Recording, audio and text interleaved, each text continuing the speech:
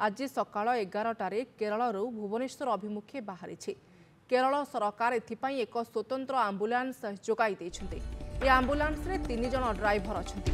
Ambulance Bhubaneswar रे पहुंचिबा परे चौधार स्थित तांको घर को मृतदेह को नियाजिबो। सड़क पथरे केरळरू भुवनेश्वर पहुंचिबाकू 34 घंटा समय लागिबो। परे पुरी रे शेषकृत्य संपन्न कराजिबो। ए बाबत सबु खर्च राज्य सरकार बहन करुछन्ति बोली ओडिशा परिवार निर्देशक दिलीप राउतराय कहउछन्ति।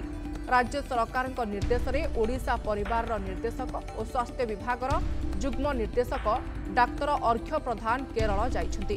डाक्तर चिन्नारा पत्नी प्रियदर्शिनी पाल सुस्थ हो सारी से आज डाक्तरखाना डिस्चार्ज हेबे। निज परिवार सह आसंता काली भुवनेश्वर फेरिबे। तेबे डाक्तर स्वाधीन पंडा मृतदेह एपर्यंत ठाब हो पारि नाही। तांको परिवार भी वायनाड रे अछन्ति। भूस्खलन रे एबे सुद्धा सरकारी भावे 355 जन निखोज अछन्ति।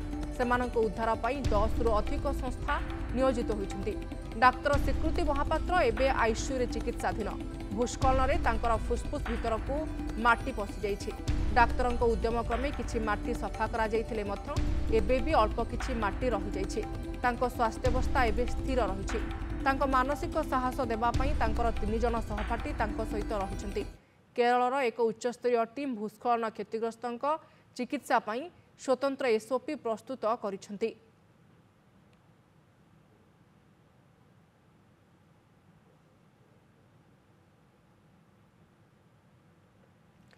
तेबे डाक्तर स्वीकृति महापात्रंकर स्वास्थ्यावस्था वर्तमान स्थिर रहिछि एवं तांकर फुसफुस रे माटी पसि जाइथला एवं डाक्तर माने किछि माटी बाहर करिछन्ति एवं आउ किछि माटी रहि जाइछि। तेबे डाक्तर स्वीकृति महापात्र एबे आईसीयू रे चिकित्साधीन अछन्ति। भूस्खलन रे तांको फुसफुस भीतर को माटी पसि जाइछि एवं किछि माटी सफा करा जाइथिले मध्य आउ किछि माटी रहि जाइछि। तांको स्वास्थ्यावस्था एबे स्थिर रहिथिबा डाक्तर कहिसन्ति। तांको मानसिक स्तर रे साहस देबा पई तांकर 3 जन सहपाठी तांको सहित उपस्थित अछन्ति। केरलर एक उच्चस्तरीय टीम भूस्खलन क्षतिग्रस्त चिकित्सा पई स्वतंत्र एसओपी प्रस्तुत करिसन्ति।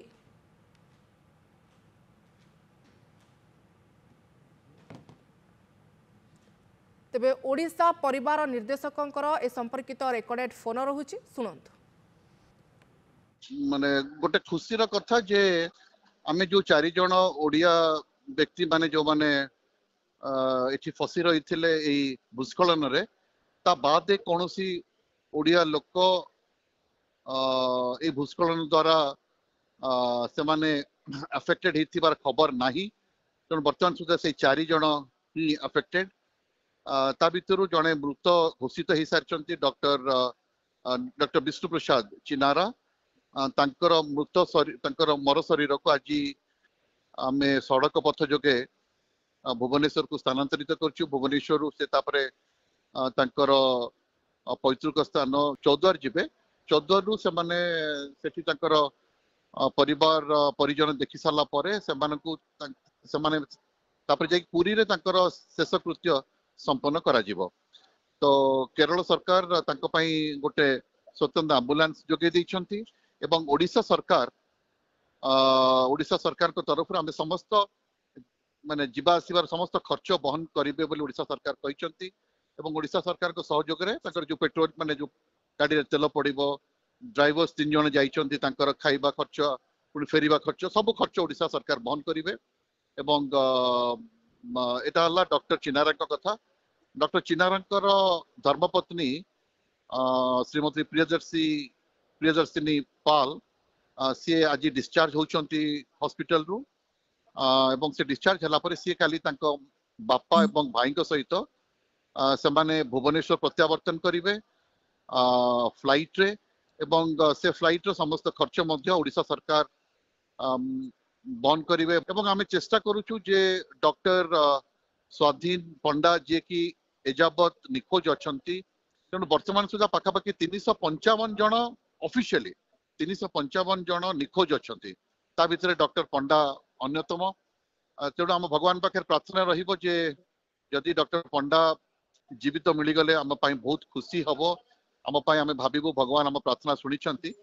एवं आमे वर्तमान हॉस्पिटल रे अछु हॉस्पिटल आम जस्ट आईसीयू रु वर्तमान फेरिलु जोटी डॉक्टर स्वीकृति महापात्र चिकित्साधीन अच्छा से आईसीयू रे अच्छा वेंटिलेटर सपोर्ट रे अच्छा मु कहबी अवस्था वर्तमान स्टेबल अच्छी जदियो किसी किसी इन्फेक्शंस लंग्स रे देखा देइछि जोटा कि स्वाभाविक एवं ये जो इन्फेक्शंस गुडी को 4-5 दिन पर साधारणतः देखा देता है तेणु इन्फेक्शन किछि किंतु ब्लड प्रेशर नॉर्मल लेवल रे अछि ऑक्सीजन सैचुरेशन लेवल भी नॉर्मल अच्छी तेणु ये सब पैरामीटर्स गुडी को देखिला हमें कहि पारे से स्टेबल अछंती भाबुछु जो लाइन ऑफ ट्रीटमेंट ठीक अच्छी तेणु आठो आउ बेटर ट्रीटमेंट हो पारिबो नाही आमे खाली भगवान का पाखरे प्रार्थना करिबा जे डॉक्टर पंडा मिली जांतु तांकर खोज खबर एपर्यंत मिलू नाही एवं डॉक्टर स्वीकृति महापात्र से आरोग्य लाभ करंतु असक्त एम्बुलेंस रे 11टा बेले आज माने